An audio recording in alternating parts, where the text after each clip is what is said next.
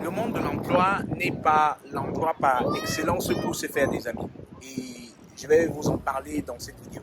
Je vous en parle pourquoi? Parce que j'ai l'une de mes mentees qui s'offusquait, hein, c'est-à-dire qu'elle me dit: Constantin, je suis déçu, je suis frustré, j'ai une de mes collègues avec qui je m'entendais super bien et tout, elle a changé complètement de visage, elle est devenue très bizarre et tout, et tout, et tout, et voilà, elle est assez émotionnelle, hein, c'est-à-dire c'est le genre de personne imaginée qui met un peu le cœur. Et elle me dit: écoute Constantin, je n'arrive pas à croire hein, qu'elle puisse changer comme ça du jour au lendemain et tout, et tout, et tout. Et moi, je lui dis: écoute, tu fais déjà une erreur de croire que tes collègues de travail sont tes amis. Tes collègues de travail ne sont pas tes amis. Parce que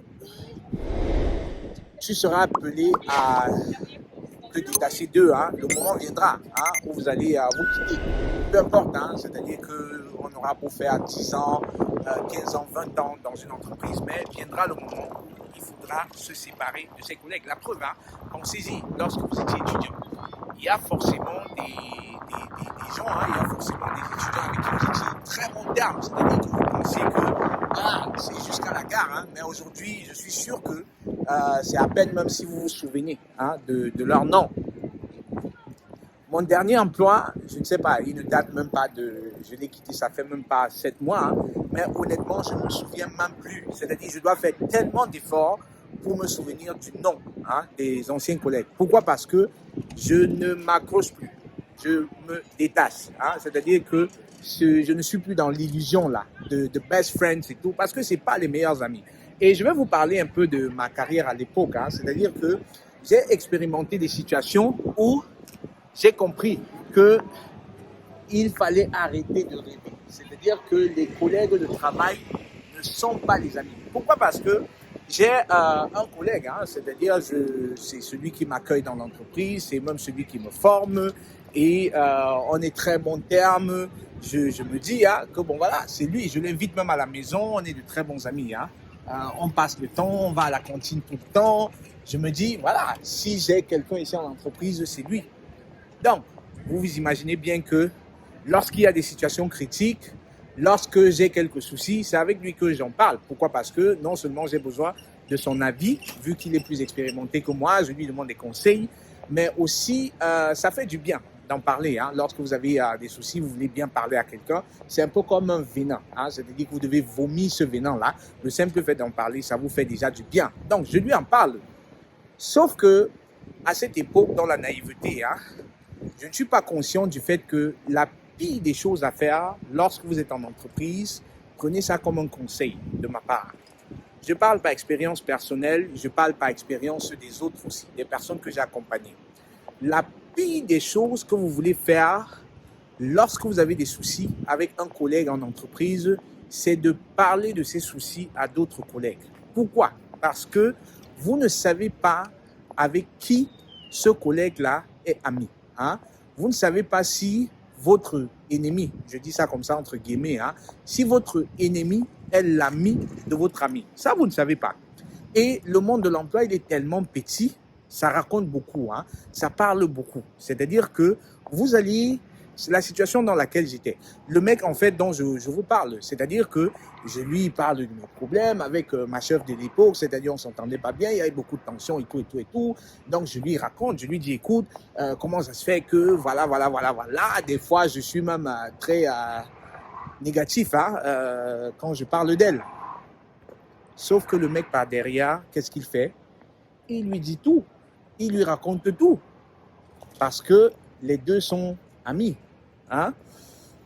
Et dans les discussions avec elle, je me demande toujours, mais comment ça se fait? Comment c'est possible qu'elle soit au courant? J'avais toujours l'impression qu'elle avait des informations. J'avais toujours l'impression qu'elle connaissait des choses. Hein?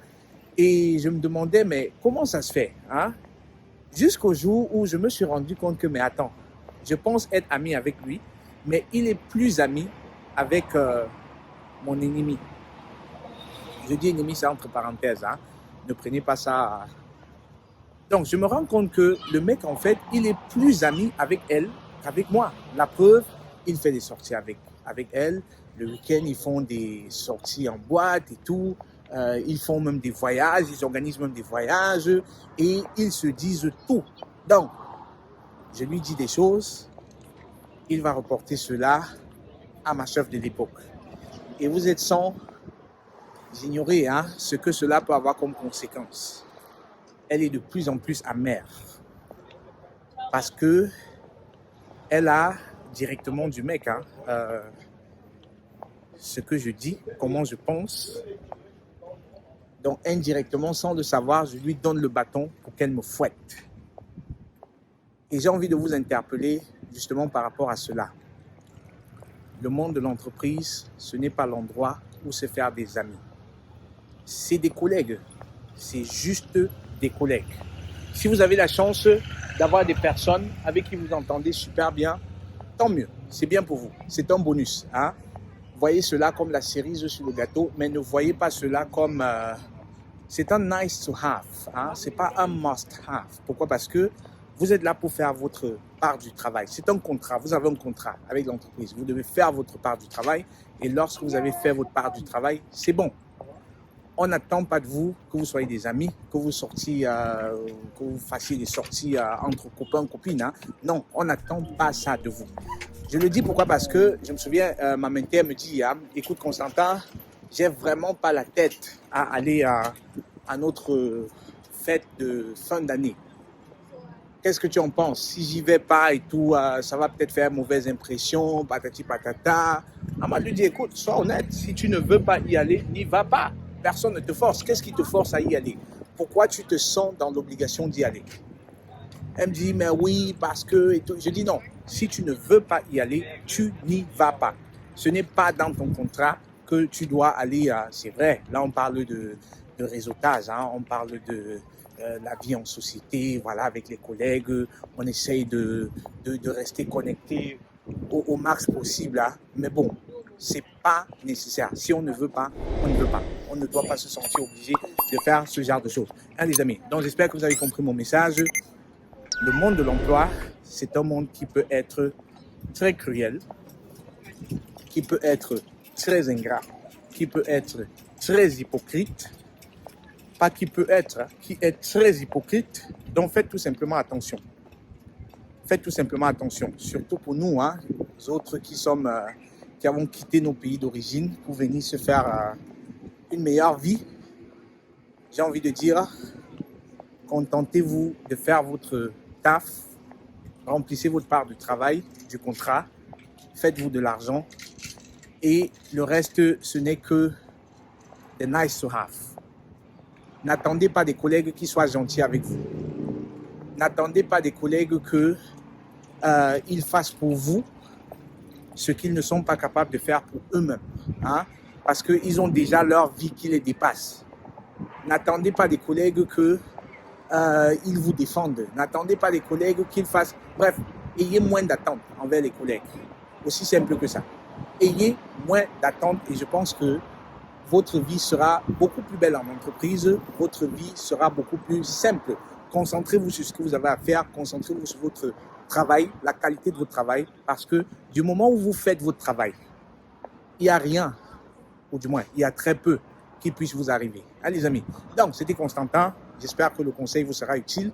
Dites-moi dans les commentaires ce que vous en pensez. Peut-être que vous avez été dans des situations comme ça. Dites-le nous dans les commentaires, histoire d'inspirer les uns et les autres. Portez-vous très bien. C'était Constantin pour vous hisser au sommet de votre carrière professionnelle. Ciao. SSR, te remettre du chômage et retrouver la passion, la créativité, l'engagement et enfin le résultat. Une seule nouvelle rencontre. Tout change dans ta carrière avec SSR.